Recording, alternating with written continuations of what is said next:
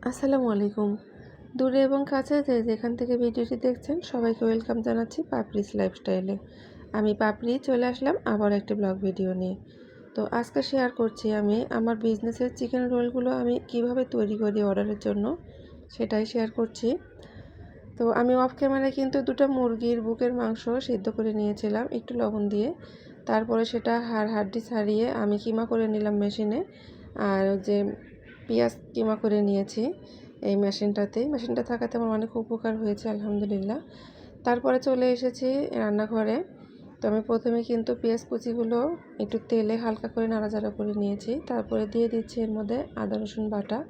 তো চিকেনের আইটেমগুলোর মধ্যে কিন্তু আদা রসুন বাটা খুব বেশি দেওয়া যাবে না, তাহলে কিন্তু ফ্লেভারটা বেশি স্ট্রং হয়ে যায়।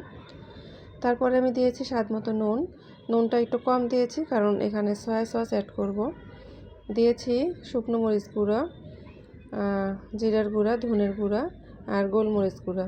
আর এখানে গরম মশলা অ্যাড করেছিলাম, সেটা স্কিপ হয়ে গিয়েছে। সস অ্যাড করেছিলাম, সেটাও স্কিপ হয়ে গিয়েছে। টমেটো সস অ্যাড করেছিলাম। তারপরে এটা মিশিয়ে নেওয়ার পর আমার মনে হলো একটু তেল কম হয়েছে, তো আমারও হালকা তেল অ্যাড করে দিলাম। তারপরে এই যে কিমা যেটা করেছিলাম সেদ্ধ মুরগির কিমা, তো সেটা কিন্তু অ্যাড করে দিয়েছি। তো এখন খুব ভালো করে এটা আমি কষিয়ে নিব।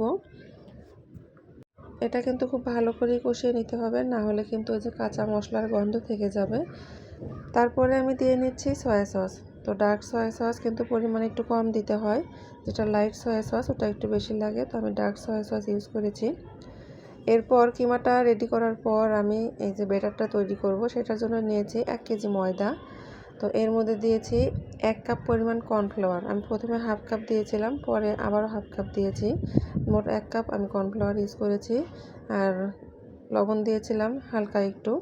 তারপরে আমি এটা হাতে এটা করে নেওয়া যাবে, মানে হ্যান্ড হুইস্কে করা যাবে, কিন্তু সেটা আমি ব্লেন্ডারে করেছিলাম, কারণ ব্লেন্ডারে করলেই আমার কাছে মনে হয় খুব ভালো হয়, ব্যাটারটা খুব স্মুথ হয়। তো আপনারা যেভাবে খুশি সেভাবে করতে পারেন। হ্যান্ড হুইস্কেতে করলে দেখা যাবে তো টাইমটা বেশি লেগে যায়, এই জন্য আমি ব্লেন্ডারই করেছি। তো এই পর্যায়ে এসে সবার কাছে একটা লাইক চেয়ে নিচ্ছি যদি কোনো অংশ ভালো লাগে। আর যারা ইউটিউব থেকে দেখছেন এবং আমার চ্যানেলটা নতুন ভিজিট করছেন, প্লিজ একটা সাবস্ক্রাইব করে দেবেন, পাশে থাকা বেল আইকনটা প্রেস করে দিবেন, যাতে করে যখনই আমি কোনো ভিডিও ছাড়ি সঙ্গে সঙ্গে এটা নোটিফিকেশন পেয়ে যান এবং আপনার মূল্যবান সময় বের করে ভিডিওটা দেখে নিতে পারেন। এই কাজগুলো যারা অলরেডি করে দিয়েছেন তাদেরকে অসংখ্য অসংখ্য ধন্যবাদ। তো এই তো আমার কিন্তু ব্যাটারটা রেডি হয়ে গিয়েছে, দেখেন মাশাআল্লাহ কত সুন্দর স্মুথ হয়েছে একেবারে। তো ব্যাটারটা কিন্তু খুব বেশি পাতলা এবং খুব বেশি ঘন হবে না। বেশি ঘন হলে কিন্তু রুটিগুলো মানে শিটগুলো মোটা হবে, তখন রোলটা খেতে ভালো লাগবে না। তো আমি চুলায় কিন্তু আগে থেকে একটা তাওয়া বসে দিয়ে রেখেছিলাম, সেটা কিন্তু হালকা তেল দিয়ে টিস্যু দিয়ে আমি মুছে নিলাম। কয়েকটা শিট তৈরি করার পরপরই কিন্তু মুছতে হবে এটা, না হলে শিটগুলো লেগে যাবে।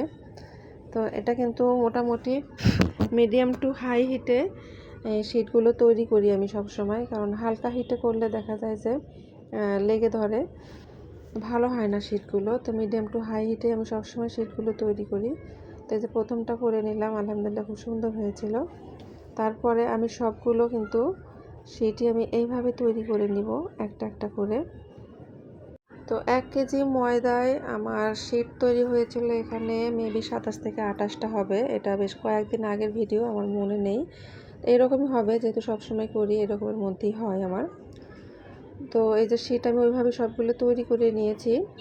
আর পাশাপাশি মানে রেডি করছিলাম, এই পাশের চুলায় আমার শিট তৈরি করি, আর এক পাশে আমি এখানে যে রোলগুলো রেডি করে নেই আর এক হাতে। বেশিরভাগ টাইমে আমার মেয়ে রেডি করে দেয়, তো মাঝে মাঝে আমিও রেডি করি। তো ওকে রুমের ভিতর দিয়ে আসছি, ও রুমের ভিতর রেডি করছে আর আমি এখানে চুলার পাশেই রেডি করছিলাম। তো এই যে এখানে আমি কিমা দিয়ে নিয়েছি, তারপরে আমি এখানে ভাঁজ দিয়ে নিচ্ছি এভাবে। তো এটা কিন্তু বোঝানোর কিছু নেই, ভিডিওটা দেখে বুঝে নিতে হবে আমি ভাঁজটা কিভাবে দিচ্ছি। আর মোটামুটি আমরা সবাই কিন্তু রোলের ভাঁজটা জানি যে কিভাবে ভাঁজটা দিতে হয়। তো আমি সবগুলো রোল কিন্তু যেভাবে বানিয়ে নিয়েছি, সবগুলো একই সাইজের হয় আলহামদুলিল্লাহ। আর আলহামদুলিল্লাহ আমার ফ্রোজেন আইটেম বলেন, কেকের আইটেম বলেন, সব কিছুর কিন্তু কাস্টমার থাকে, রিপিট কাস্টমার, এবং তারা খুব ভালো রিভিউ দেয় আলহামদুলিল্লাহ। তো এই পর্যায়ে এসে আমার বিজনেসের একটা প্রচার করে নিই। যাদের ফ্রোজেন আইটেম লাগবে, যে কোনো ফ্লেভারের কেক লাগবে এবং যে কোনো আচার লাগবে, প্লিজ আমার এই পেজে নক দিতে পারেন। তো আমি এই যে এইভাবে কিন্তু রোলগুলো করে নিয়েছি। তারপরে রোলগুলো আমি ডিপ ফ্রিজে রেখে একটু মানে শক্ত করে নিয়েছিলাম।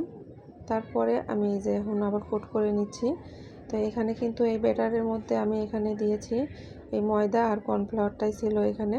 তো ডিমের ব্যাটারে করলে দেখা যায় রোলটা আমার কাছে বেশি নরম লাগে, এই কারণে আমি ডিমের ব্যাটারে করি না। আমি এই কর্নফ্লাওয়ার একটু পরিমাণে বেশি দেই আর ময়দা দেই, মানে সম পরিমাণ রাখি এটা এই ব্যাটারটা। তারপরে এখানে এই যে ব্রেড ক্রামের কোট করে নিচ্ছি। তো কাস্টমার আপু চেয়েছিল এখানে কালারফুল ব্রেড ক্রাম দিতে। তো আমি সবসময় বলি কালারটা আমার একটু কম পছন্দ, কিন্তু কাস্টমার চাই বলে দিতে হয়। তো এটা কিন্তু যদি কালার ছাড়া শুধু ব্রেড ক্রাম দিয়ে করা হয় তাহলে কিন্তু এটা ফ্রাই করার পর অনেক সুন্দর কালার হয়। আর যেটা এই যে কালারফুল করা হয় এটা ফ্রাই করার পর কিন্তু কালারটা খুব একটা ভালো আসে না, কালচে হয়ে যায়। তো যাই হোক, এই যে আমি সবগুলো রেডি করে নিয়েছি। তো ভিডিও শেষ পর্যায়ে চলে আসছি, ভুল ত্রুটি মার্জনা করবেন। আল্লাহ হাফেজ, আসসালামু আলাইকুম।